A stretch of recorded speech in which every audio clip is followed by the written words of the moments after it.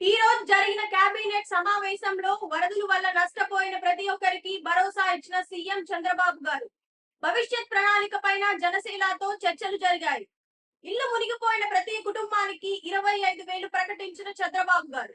గేదెలు, ఆవులను నష్టపోయిన ప్రతి ఒక్కరికి 50,000 ప్రకటించడమే కాకుండా చిన్న చిన్న వ్యాపారాలు మీద ఆధారపడి ఉన్న నష్టపోయిన ప్రతి ఒక్కరికి 15,000 నుండి 25,000 వరకు ప్రకటించారు.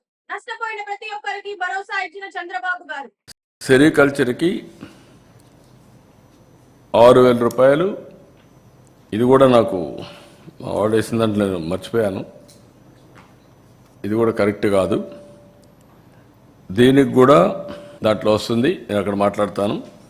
లైవ్ స్టాక్ కౌస్ అండ్ బఫెలోస్కి 50,000, bullocks 40,000, livestock calves 25,000, livestock sheep గోట్కి 7,500.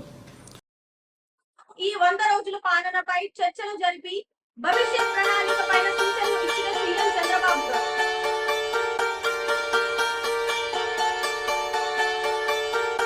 ఈ 100 రోజుల పాలన పైన ప్రతి నాయకుడు గ్రాఫ్ ని చర్చించడం చంద్రబాబు గారి నాయకత్వానికి నిదర్శనం.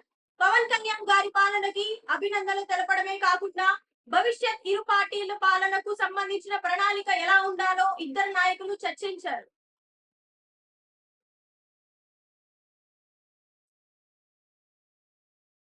ఇలాంటి మరిన్ని అప్డేట్స్ కోసం మా ఛానల్ ని చూస్తూనే ఉండండి. Eagle Media Network. మీ ప్రియాంక నేహ.